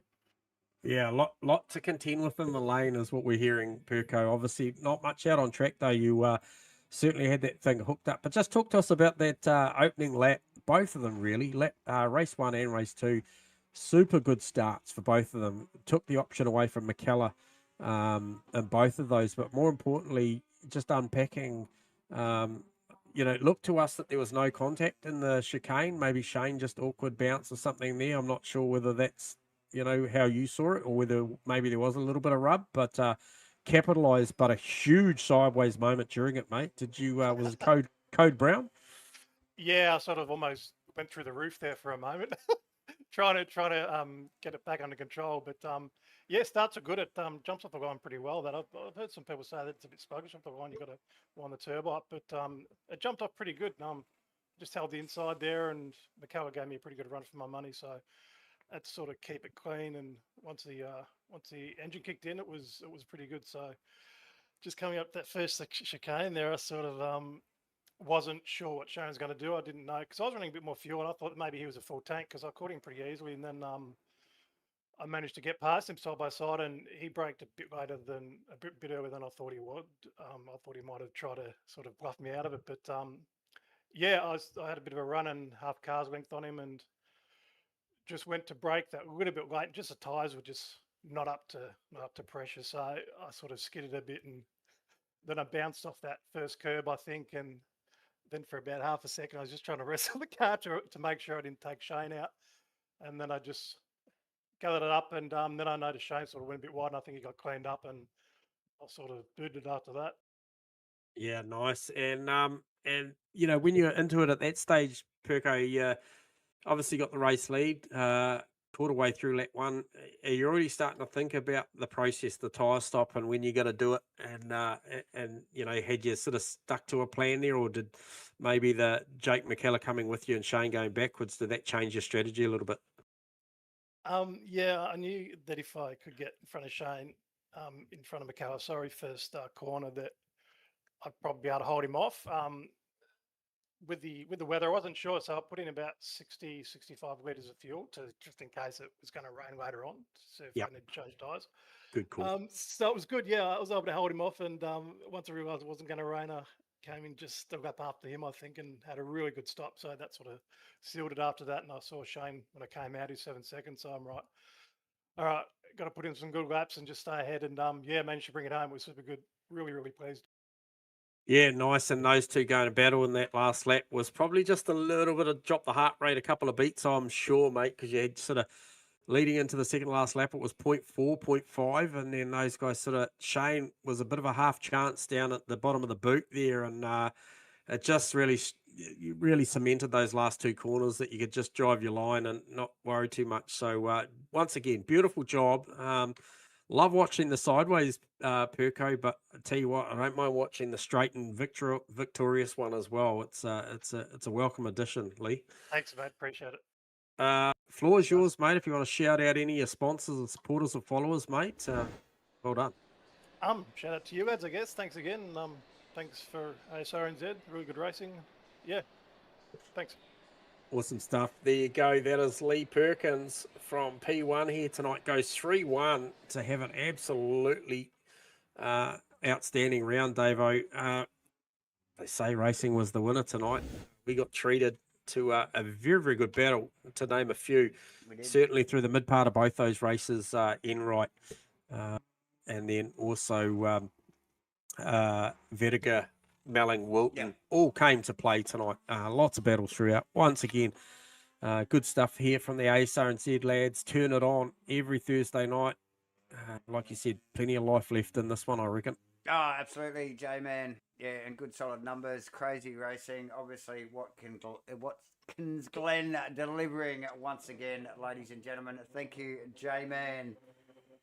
Got my back again tonight. Awesome work, my friend. But look, we're going to wrap it up, ladies and gentlemen. Davo's had enough. It's been a long week. Thanks, viewers. Thanks for chiming in, Maddie, Georgie, everyone else, Oscar in there as well. Yes. Appreciate all the support. Absolutely. Yes, thank you, viewers. Please hit the like button on your way out tonight, ladies and gentlemen, and support Asrnz and MATCHFIT Entertainment by doing so. We much appreciate all of your support, ladies and gentlemen. But like I mentioned, we are going to wrap it up. We are, I don't know, Monday stream.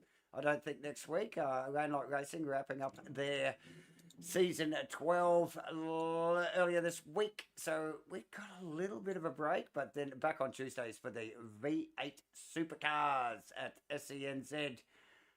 So stand by for that. So make sure you hit the subscribe and the notifications so you don't miss out on everything MATCHFIT Entertainment has got to deliver.